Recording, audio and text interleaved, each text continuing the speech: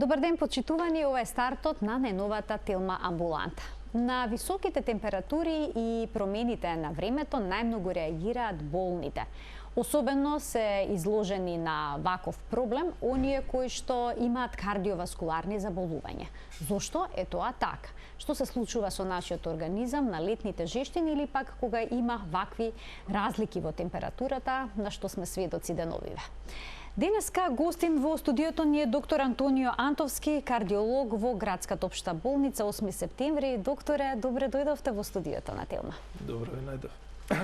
Како влијаат високите температури врз срцето и крвните садови? За да функционира организмот, потребна е една рамнотежа, хомеостаза, која што подразбира и соодветна телесна температура. Еве вака кратко, идеално помеѓу 36-37 степени функционира нашето тело. Температурите пониски, кон 35, доведуваат до ладување и процесите во организмот веќе не функционираат како што треба. Обратно, кога имаме температури на телото поголеми од 38 со 39, веќе процесите ензимски во организмот почнуваат да се менуваат.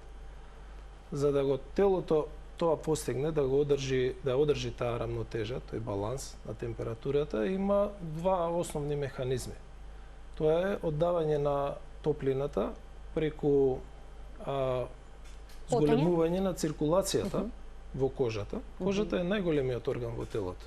Преку незината површина телото се лади, ја оддава топлината.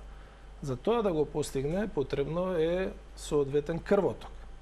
Пумпата, срцето е тоа кое што овозможува циркулација, движење на крвта и на тој начин контакт со надворешната средина. За тоа да го постигне, при повисоки температури сега срцето мора побрзо да работи, да испумпува 2 до 4 пати повеќе крв во една минута, од тоа што е физиолошки нормално. Тоа секако влие врз оптеретувањето на работата на срцевиот мускул. Другиот начин на оладување на телото е преку потењето. Значи, оддавањето на течност, а со тоа и на топлина, кон надворешната средина.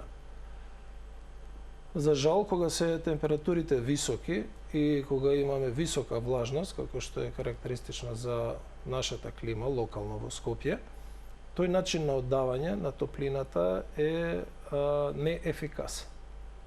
И во тој случај, сега срцето уште повеќе настојува преку зголемувањето на крвотокот во крвните садови да обезбеди размена на топлина со надвршната средина. И во такви услови, доколку сме изложени подолго време на температури високи, доаѓа до нарушување на рамнотежата, односно прегревање на организмот. Веќе споменавте дека срцето работи забрзано кога температурите се многу високи. Претпоставувам дека токму затоа се особено засегнати лицата со кардиоваскуларни заболувања во летниот период.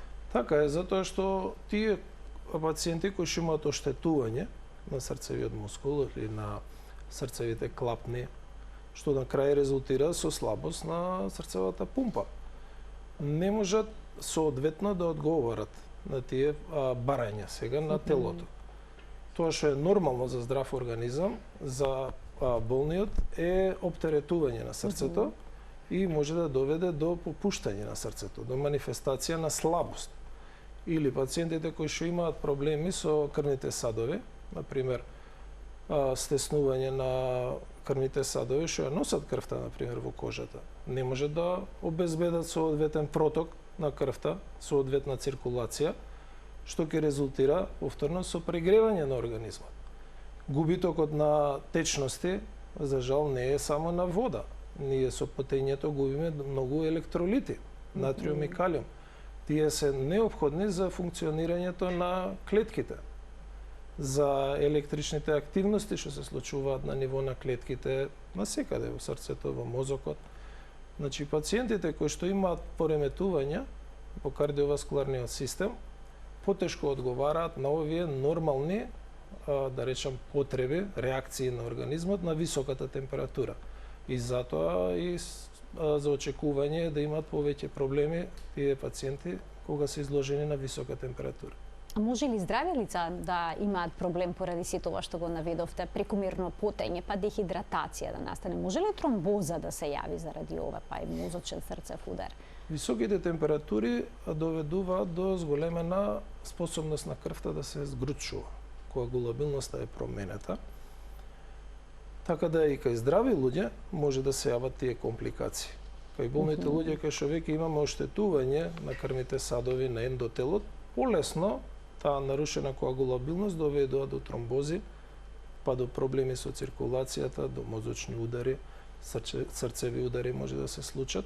Високите температури, статистиката покажува дека има големо зголемување на бројот на тие несакани срцеви настави, инфаркт на срцевиот мускул, мозочни удари заради нарушена циркулација, создавање на тромби, па дури мозочни крварења заради пораст на крвниот притисок. Така да овие пациенти се на сериозен ризик доколку не соодветно преземат мерки да се заштитат од високите температури. Така, значи неумерен и прекумерен престој на сонце го зголемува ризикот за мозочен удар и за срцев удар. Дали се поизразени на овој проблем мажите во споредба со жените? Статистички мажите полошо поминуваат. Значи во прашање е конституцијата, хормоните секако влијаат и физиологијата во односи на потребите и незадоволувањето на потребите. Значи не соодветната хидрација, не соодветниот внесна течност, кај мажите повеќе се манифестира заради поголемата телесна маса, дали мускулна, дали обезност, заради наталожените масти, и заради тоа тие полошо поминуваат. Дури има и некои анализи кои што покажуваат дека дури во вечерните часови, кога одмараат, во спиењето, високите температури мажите полошо ги поднесуваат. Сега, за да не бидат нашите гледачи непотребно вознемирени, одредена категорија на луѓе полошо поминуваат, возраст околу 60 на години. Интересно е, например, дека повозрастната популација, 80 на години, ради адаптацијата на тие механизми, ради лековите, подобро поминува неголи тие на 60 на години. Што е парадоксално или би се очекувало? Парадоксално, али треба да размислиме дека тука е во прашање нашите навики, начинот на живот, исхраната. Така, повеќе фактори се во прашање, ќе ги разгледаме, докторе, во текот на емисијата засебно овие фактори, но би сакала уште малку да проговориме за ризиците од појавен инфаркт. Точно ли е дека во летото е зголемен ризикот за инфарктна состојба, особено првите 4 дена по доаѓањето на одмор? Влијанието на температурата и атмосферските влијанија е нешто што одамна е познато, на кое што се обрнува внимание во светот. Летните месеци, значи, имаме сезонско зголемување на инфарктите. Тоа е во топлите месеци и во ладните месеци. На зима тоа исто се случува. Драстичните промени на температурата и вариациите во текот на денот. Еве да речам, статистички вариации од 7 до 10 степени по текот на дневната и ноќната температура доведува до значајни влијанија на кардиоваскуларниот систем, на нервниот систем. Типично за нашето поднебје, значи високи дневни, навечер паѓаат температурите. Сега зашто е тоа така? Затоа што високите температури доведуваат, ќе се повторам, до зголемување на коагулабилноста, односно способноста на крвта да се згручува, што доведува до нарушена циркулација. Дехидратацијата е проблем за кој што, за жал, не сме свесни. Затоа морам да потенцирам, дневните потреби на организмот се многу поголеми неголи што ние внесуваме. Кај мажите тоа е околу 3,5 литра течност од текот на денот. Кај жените е околу 2,5 литра течност. Пак кажам, заради конституцијата е разликата, меѓутоа вака кога ќе размислиме, ретко кој од нас е свесен и во денот внесува толку течности. А дехидратацијата е состојба која што е хронична, која што доведува до нарушување на метаболните процеси во организмот. Значи, функционирањето на секоја клетка во организмот е засегната од тој процес на дехидратација. Високите температури само тоа го потенцираат и доведуваат до манифестација. Крајната манифестација е топлотниот удар, кој што во некогаш во почетокот и не знаеме да го препознаеме.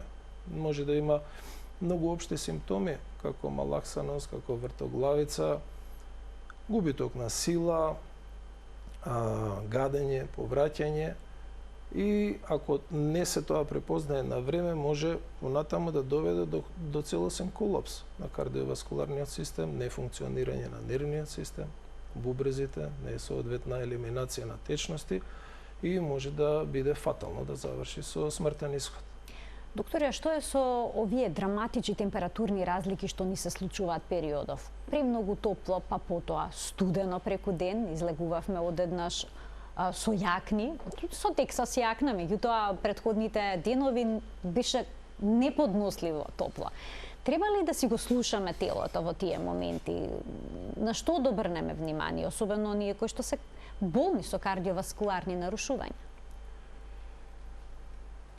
Жедот е еден механизам кој што ни кажува дека имаме недостаток на течност во организмот и треба секогаш кога чувствуваме потреба од течност, тоа да го испочитуваме.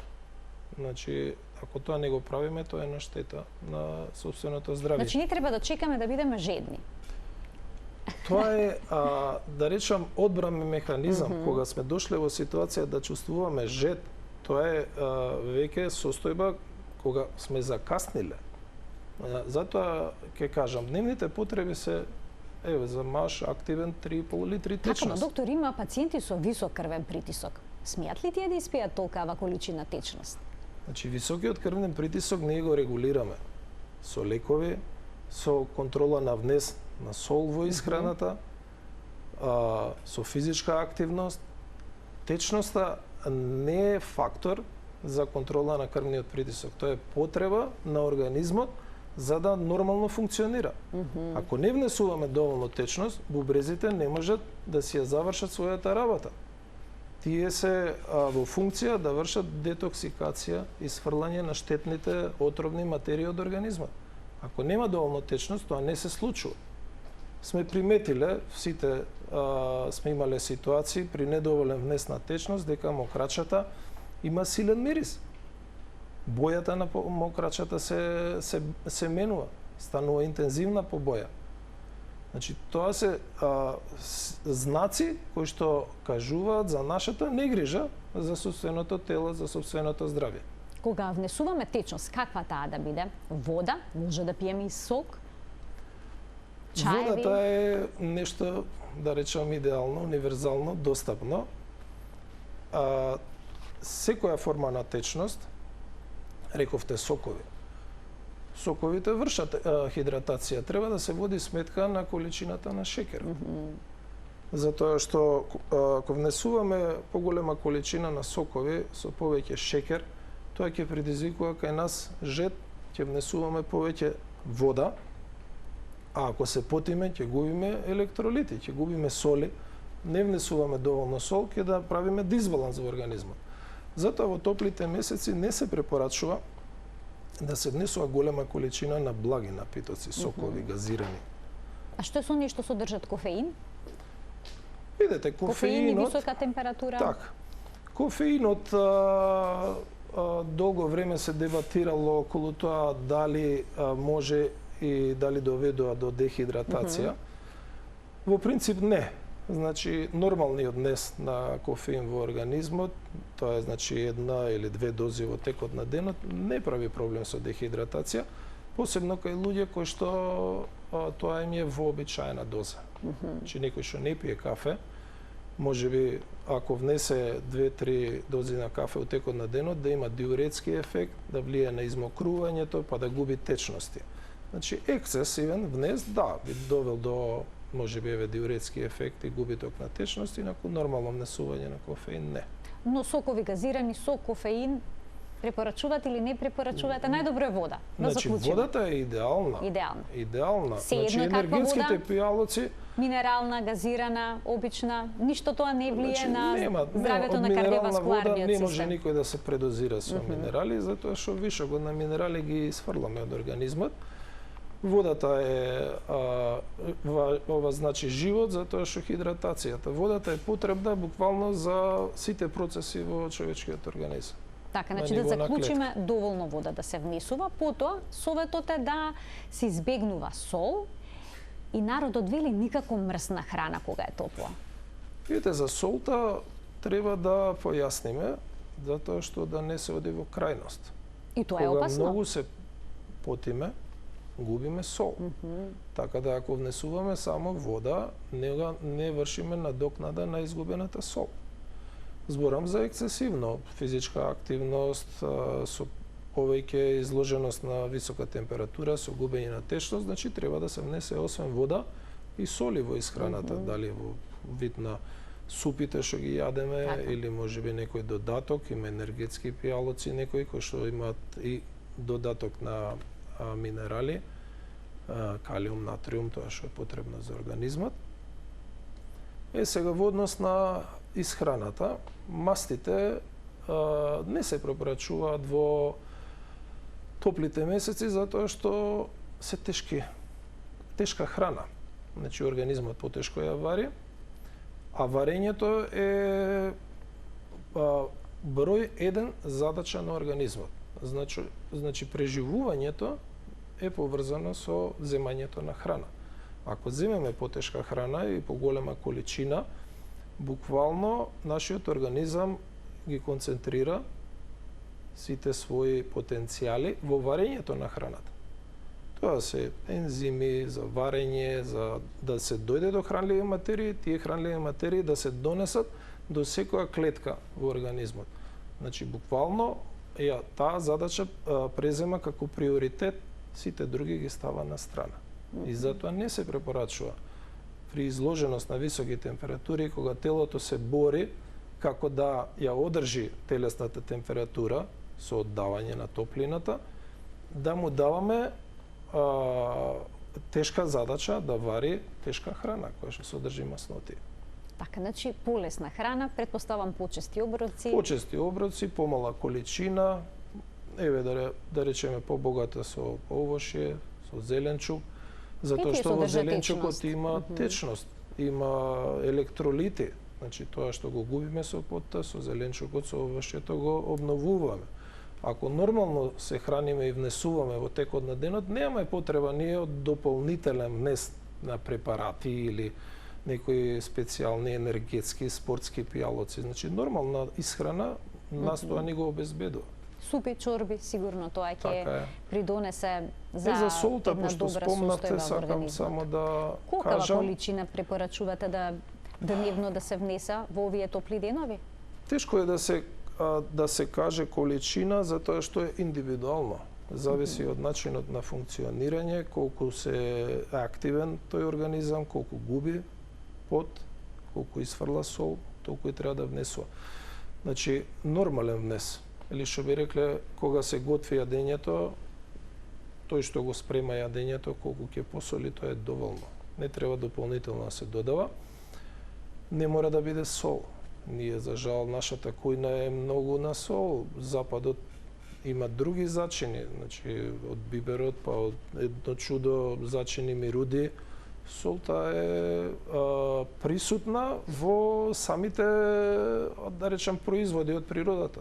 Значи има доволна количина на сол и во зеленчукот.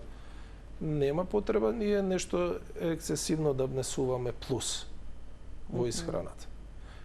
Зашто? Затоа што ако внесуваме повеќе сол, тоа доведува до задршка на течност во организмот, во ткивата и појава на отоци. Сите сме сведоци.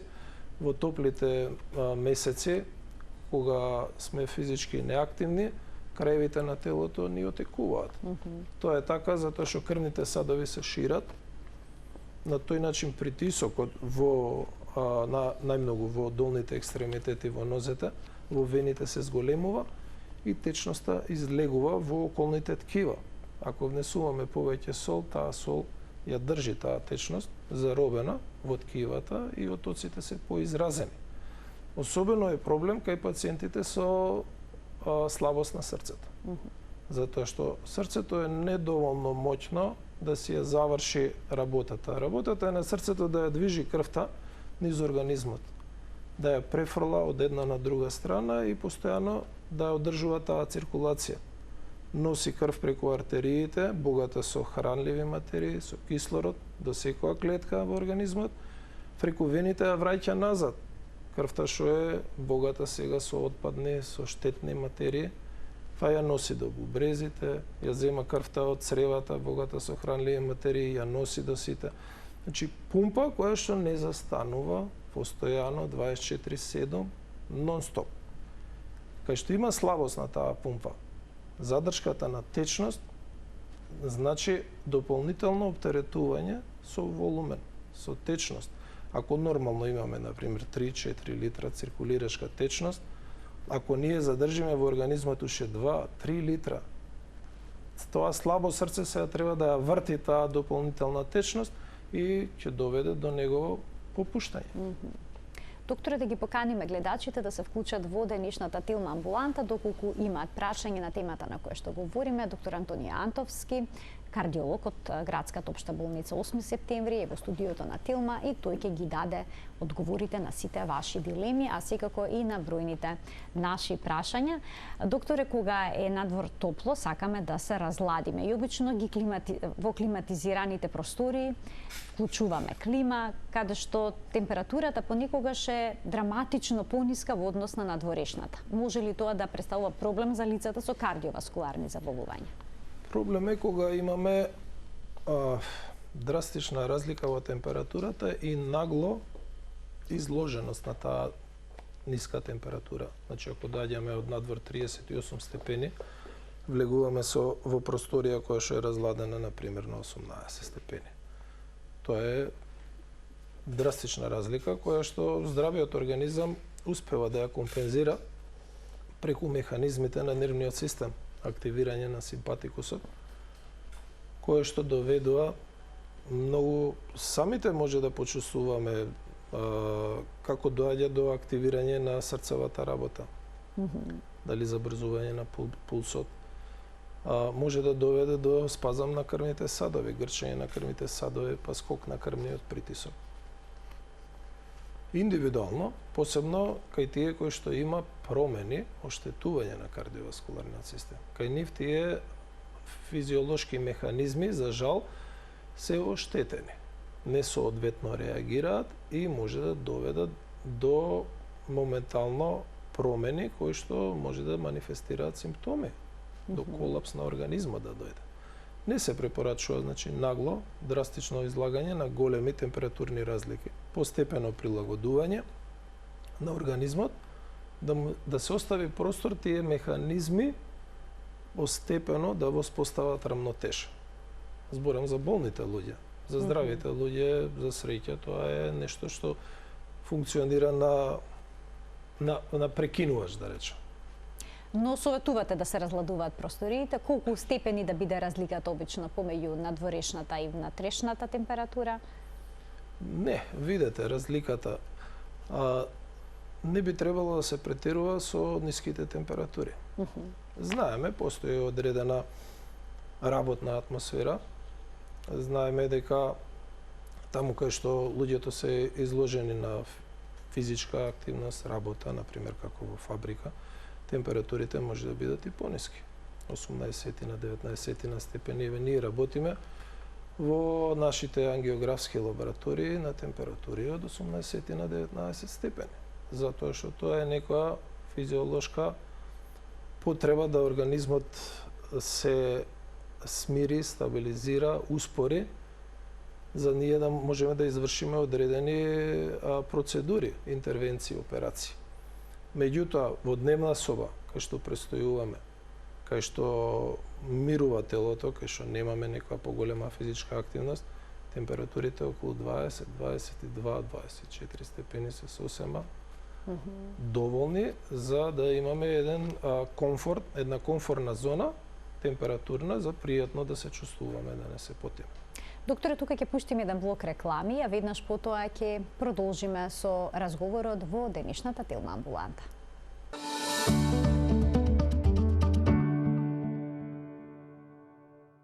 Како високите летни температури влијат врз срцето и крвните садови, ни разјаснува гостинот кој што е со мене во студиото, доктор Антонио Антовски, специјалист по кардиологија од Градската општа болница 8 септември. Доктор, имаме гледач кој што ќе го вклучиме веднаш, ќе му дадеме предност. Добар ден. Добар ден. Ало. Повелете, во програма сте. Прво поздрав до докторот и до водителката. Ви благодарам. Сакам да прашам, ја имам правено 4-5 години коронографија, али воопшто не ми прават ехо во Охрид. И ми еко ми прават ни преглед, кој ќе појде на контрола само еден притисок ми мерат, а имам многу градна болка што се плештиви во срцето. Дали тоа е од срцево? И од деснава страна ми бега сега болката, еве 2 години, на странава десна ми се префрла. А имате некаква диагноза што добивте по коронарографијата? Па не знам ти кажа, веќе со короната изгубевме све живо и диво. Така, не знаете точно кои се резултатите од испитувањето? Она ангина пекторис. Ангина пекторис, добро. Ви благодарам за вклучувањето, повелете, докторе. За жал не знае гледачката да ни каже каков бил резултатот, дали имало промени на артериите. Диагнозата ангина пекторис народски се однесува на проблем со коронарната циркулација. Во принцип значи дека има недоволен дотор на крв. Сега, не знам во случајот на пациентката дали е нешто преземено, дали сега тие болки не ни објасни пациентката дали се јавуваат при напор. Значи, господјо, ако болките се јавуваат при напор, при движење, ако се од нешто провоцирани, може да сугерира дека има проблем со крвотокот, со циркулацијата. Ако се јавува спонтано само од себе, нема некоја корелација со некоја активност, помалце реално е дека болката е со циркулацијата. Колегите сигурно, ако има потреба, би преземале одредени испитувања за да исклучат дали има проблем со коронарната циркулација. Зашто тоа не го прават сега? Не би можел да ја одговорам на господјата. Но може би било убаво да си поубари второ мислење. Да... Секако, апсолутно. Направиш еден преглед. Значи, моди на контроли, се контролира во Охрид, рече господјата, дека се лекува. Верувам дека докторите размислуваат за тоа дали има или нема проблем. Уште еден гледач ке вклучиме. Добар ден. А се исклучил во меѓувреме во ред 3076-677 е телефонскиот број на кој што можат гледачите да не добијат. Докторе, понекога се жалат лицата со висок крвен притисок, дека во топлите летни денови притисокот им паѓа. Зошто тоа се случува? Тоа се случува затоа што топлината се шират крвните садови. На тој начин притисокот во кардиоваскуларното корито, кај што се движи крвта, се намалува. Тоа е едното објаснување. А другото објаснување е состојбата на дехидратација. Не внесуваат доволно течности и заради тоа притисокот се намалува. Што да прават до тие моменти со хроничната терапија што ја примаат? Притисокот треба да ја пијат? Значи, треба да се контролира притисокот во летните месеци и ако е понизок, ако не е причина недоволни однес на течности, во тој случај треба да се намали дозата на лекот. Има случаи кога пациенти кои што пијат по повеќе лекови за контрола на притисокот, во летните месеци се случува дори да некои од тие лекови се прекинат. Например, ако пие 3 лека, да бидат доволни 2 лека. Нормално, затоа треба да се консултираат со својот доктор. Така на своја рака не би смееле ништо да прекинат во тие моменти? Значи, ако се мери низок притисок, следното мерење е повторно низок притисокот, и ако тоа е симптоматско, ако се манифестира со симптоми, пациентот чувствува тегоби, треба да ја намали дозата или да прекине дозата и да се консултира со својот доктор, затоа што да не се случува па и нешто во позадина кое што довела до промена на состојбата. Секогаш, не секогаш, али пациентите не се спремни да ги препознаат сите тие случувања. Вела дека е потребно да се земе и витамин Д за здравјето на кардиоваскуларниот систем и воопшто за целокупното здравје. Би помогнале ли поголеми дози на витамин Д во летните месеци? Бидејќи покрај тоа што имаме многу сончеви денови во Македонија, сепак се забележува дефицит кај нашето население со оглед на тоа што во клучниот период кога сонцето го активира витаминот Д во кожата, ние седиме дома. Така е. Се согласувам, ние сме поднебје кое што има сончеви периоди во годината, меѓутоа имаме потреба од витамин Д. Го внесуваме и треба да се внесува, затоа што е корисен од повеќе аспекти за функционирањето на организмот. Тоа се некои препорачани дози, значи не треба да се претерува, како што имавме ситуации, не знам, со ковидот, со екстремни дози на витамин Д, кои што се покажа дека видете, вишокот организмот нема начин да го складира. Вишокот од витамини го исфрла.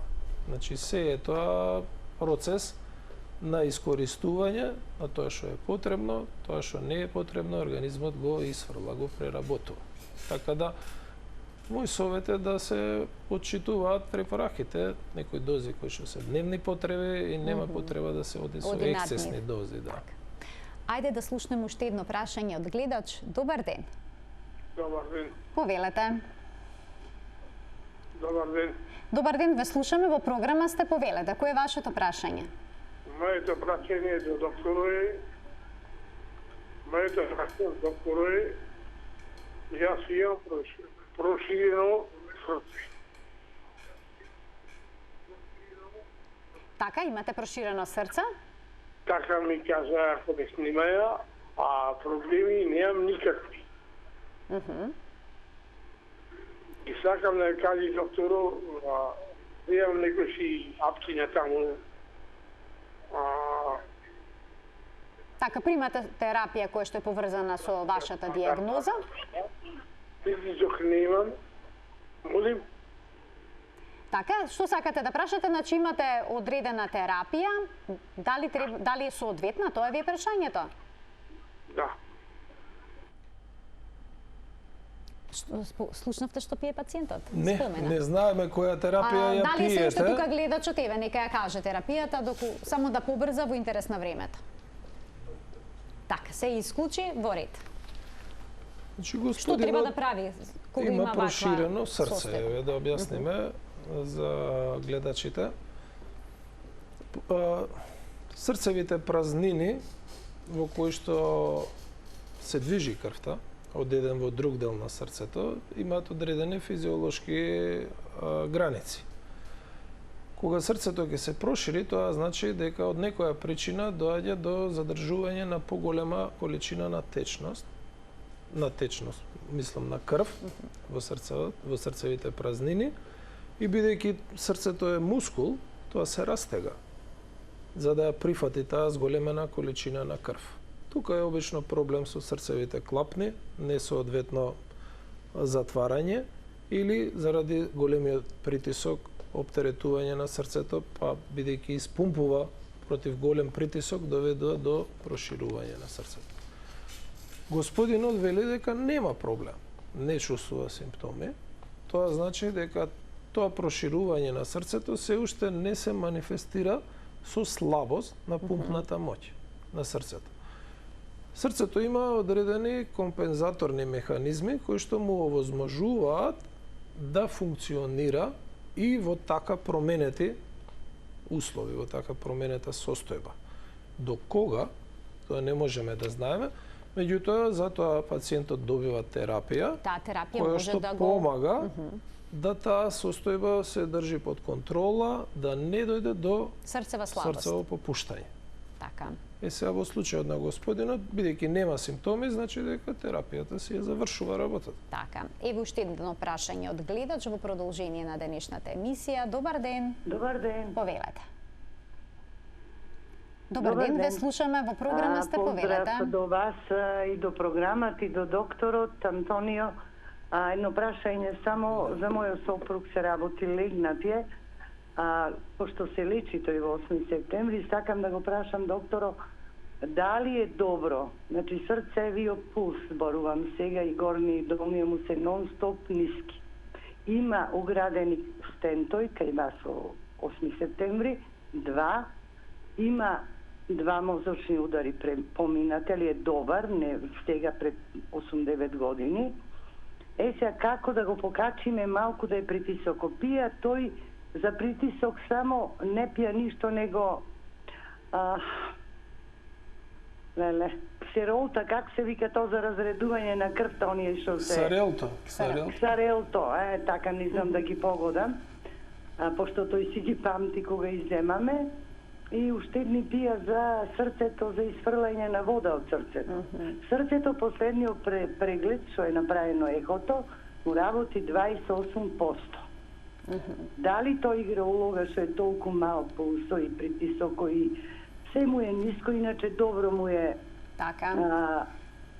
Како, што може да биде, па би сакала вас да не ојме... Така, една консултација сакате да ви даде неколку насоки поврзани со оваа состојба? Затоа што е многу гужва. Така, ви благодарам. Колку е притисокот? А колку е притисокот? Многу, дали може да ве слушам? Колку е притисокот, само кажете ни? 100, 105, долниот 60, 65. Тука е. Добра. Над стотка не оди многу, толку му е. Иначе другите двата у нас е пулсот? И пулсот? Така, а пулсот колку е? Пулсот 65, 70, 60, тука. Добра, ви благодарам за вклучувањето. Дали се овие вредности многу ниски? Во неговиот случај не се многу ниски, затоа што срцевата пумпа веќе е тука ослабната. Господјата рече околу 30% е пумпната моќ, така разбав 28%. Нормално, физиолошки, за да имаме задоволителна функција на пумпата, ни требаат барем 45%. Значи, кај господинот пумпната моќ е намалена, господјо, и тоа е причина, затоа и вредностите на притисокот се пониски. За така ослабнато срце, тие вредности на притисокот не се лоши. Значи 105 со 65, тоа се вредности на притисокот кои обезбедуваат соодветен дотур на крв до клетките, соодветна циркулација. Ако добро ве разбрав, пие само лек за намалување на способноста на крвта да се згручува и лекови за измокрување. Кај слабоста на срцевата пумпа има потреба и од други лекови. Сега не знам од кои причини, зашто се тие изоставени, така да секако мора да се направи контрола. Има термини, може да се договори термин, да го донесете господинот, да биде прегледан и да се консултираме за терапијата. Ајде да слушнеме уште едно прашање од гледач. Добар ден. Добар ден. Повелете. Вака пред малку слушав гледачот имал проширено срце, а мене мојот кардиолог ми рече имаш големено срце. Дали тоа исто сега ви интересира? Значи тоа е истото. Добро. Видете, од неговиот одговор зашто имам зголемено срце, затоа што јас сум се зголемил коречи дупла. Некој вет кошаркар сум 1,90 м, а сега сум дупла, на 200 кг. Висок притисок се појавува, ја породив низок притисок, негде притисок сполосуваме со 100, сега рече денови околу 240 и околу дојде, имаш интервенција од страна на брзата помош, да го симна притискот, али за после 2-3 часа пак паѓа. Мисля пак се качува. А пијам редовно лосартан. Така. Али нема фајде ништо. Значи вие активно сте спортувале извесен период, ако ве разбрав. Активен спортист, тренер се, сега не. И сега не се занимавате воопшто со спорт, имате некаква физичка активност? Периодов? Нема, само немате. Добро. Ви благодарам за вклучувањето во програма. Едно од прашањата докторе беше токму ова, со лицата кои што се занимаваат активно со спорт и високите температури, проблемите што може да се јават кај нив со срцето.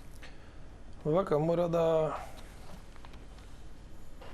бидеме јасни, господине, зголемено, во вашиот случај треба да расчистите со кардиологот, дали е тоа проширено или зголемување на мускулната маса. Спортско срце, што Да. се нарекува? Значи, кај спортистите се јавува задебелување на срцевиот мускул, зголемување на мускулната маса.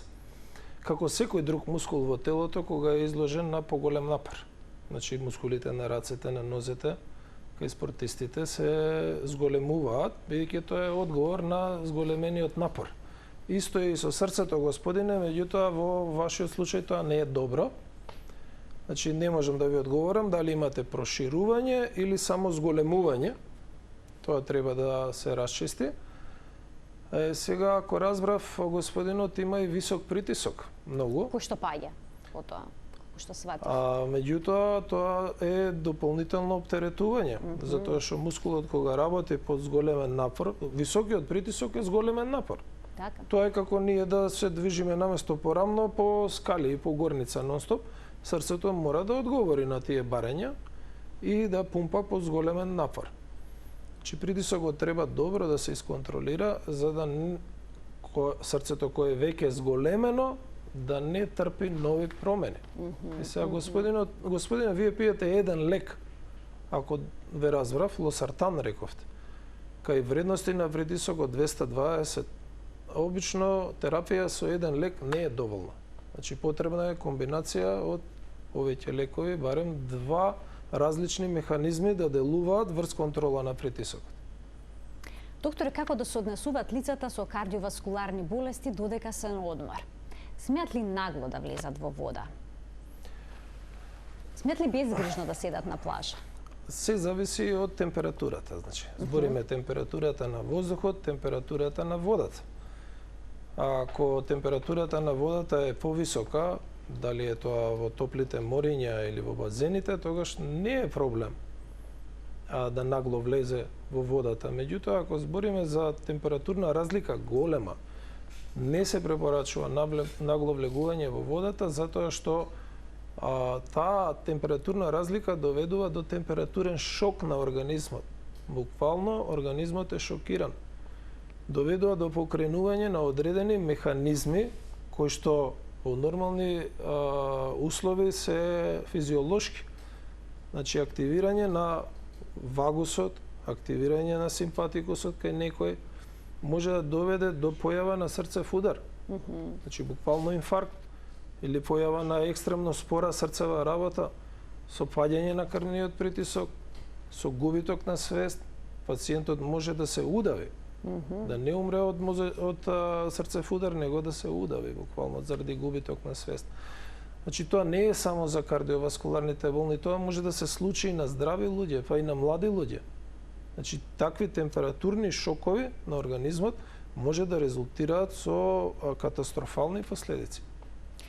Ова е убав совет за крајот на денешното издание на Телма Амбуланта. Докторе, ви благодарам што гостувавте во емисијата и што ни појаснивте многу аспекти на оваа состојба, висока температура и здравјето на срцето и крвните садови. Благодарам и на вас.